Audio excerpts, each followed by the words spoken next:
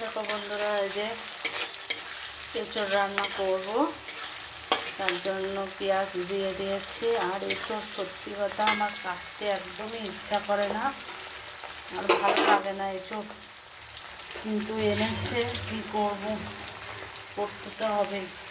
তাই রাত্রেবেলায় কেটে রেখেছি।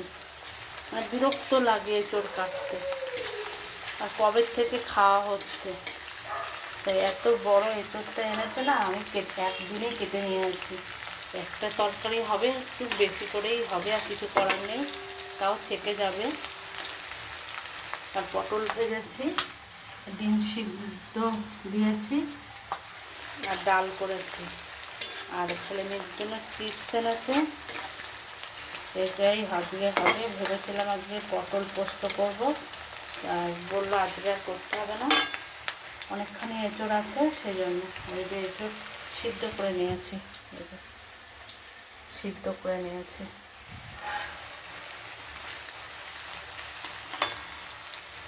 এঁচোড় কবে থেকে খাওয়া হচ্ছে, সেই যখন ছোট ছোট তখনই খাওয়া হচ্ছে। এখন তো এঁচোড়ের বিক্রি হয়ে গেছে, ভালো লাগে না এঁচোড় কাটতে, তাও এনেছে ফেলে দেবো, কেটে নিলাম। এবার এই যে পেঁয়াজটা আধ ভাজা হয়েছে, এবার সিদ্ধ করা এঁচোড়টা দিয়ে দেবো। কত বড় এঁচোড়টা দেখো বন্ধুরা, অনেক বড়।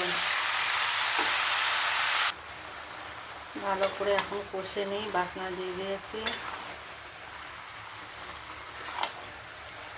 নামানোর আগে একটু গরম মশলা দিয়ে দেবো, বেশিক্ষণ সময় লাগবে না।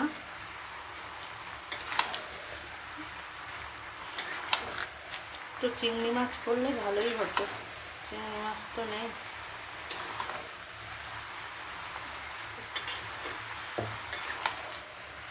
ডাল রয়েছে তো, বেশি ঝোল ঝোল করবো না, শুকনো শুকনো করবো, গামাখা গামাখা করবো।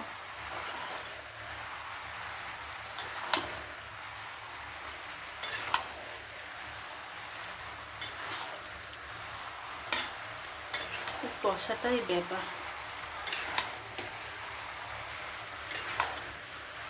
এক হাতে ফোন ধরে রয়েছে, এক হাতে নাড়ছে।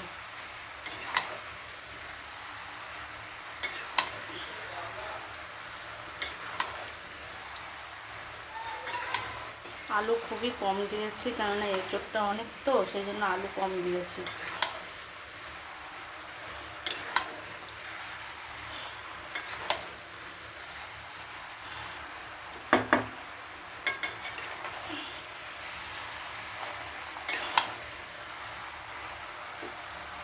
কষা হয়ে গেছে, এবার জল দিয়ে দেবো।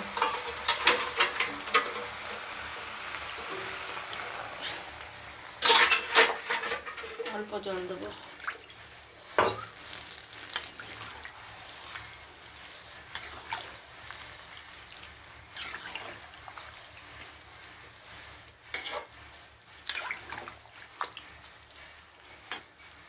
জল দিয়ে দিয়েছি, হতে থাক। এঁচোড়টা হচ্ছে বন্ধুরা,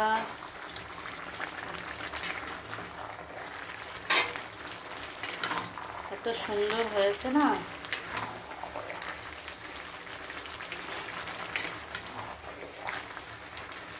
মাংসের মতন করে করেছি।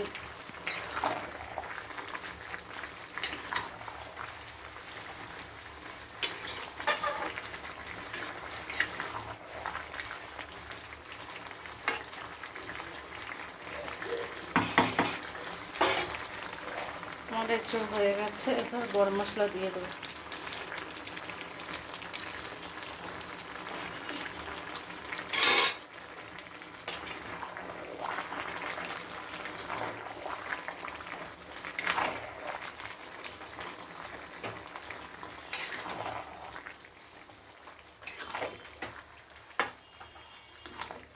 দারুণ এঁচোড়টা হয়েছে,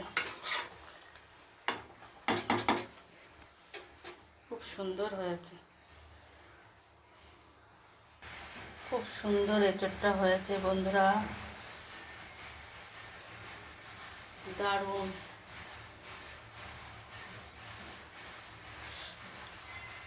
আর একটু বড় জায়গা হলেও ভালো হতো, ছোট জায়গায় হয়ে গেছে ঢালাটা।